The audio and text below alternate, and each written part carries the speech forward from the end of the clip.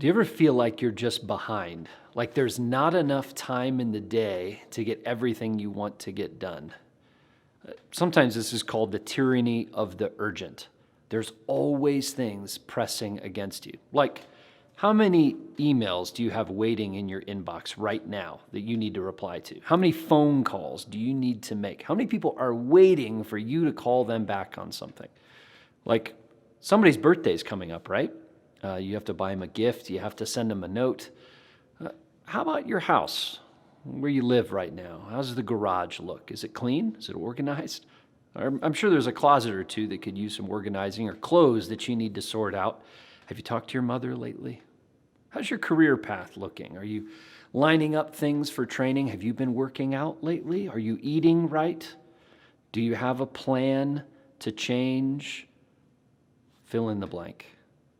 See, we are all running around with our heads chopped off, trying to keep up with all the things that we're supposed to be doing. And this gets inside of us. It doesn't just live outside of us, inside of us. And the writer John Ortberg calls this a hurry sickness. It's a busyness that's infecting you from the inside out.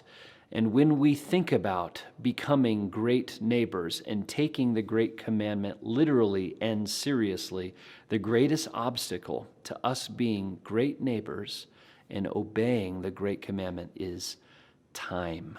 We don't seem to have enough of it, and we can't get more of it. So what do we do? How do we manage this? I mean, how do we move into the kind of people that we want to be as we follow Jesus? Well, it's pretty simple. We have to choose to prioritize what God says is most important, to love Him with all of our heart, mind, soul, and strength, and love our neighbor as ourself. C.S. Lewis says that it's really only busy people that are lazy people because, well, you leave the hard work of prioritizing to others. You allow urgent things to crowd out important things. And the challenge is to take responsibility for prioritizing your own life.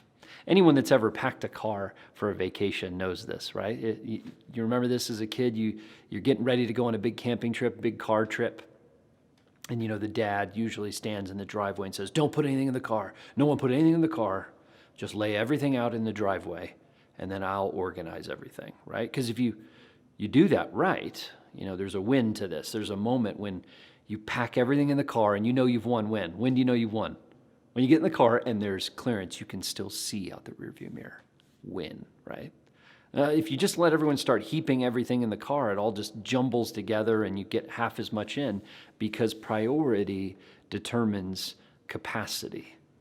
When you're packing the car, you put the most important things in first, and you have to prioritize how those things go in.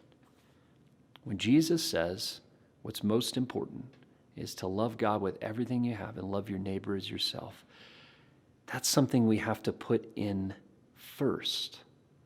And our life begins to work when we trust what God says is important is what we put in first.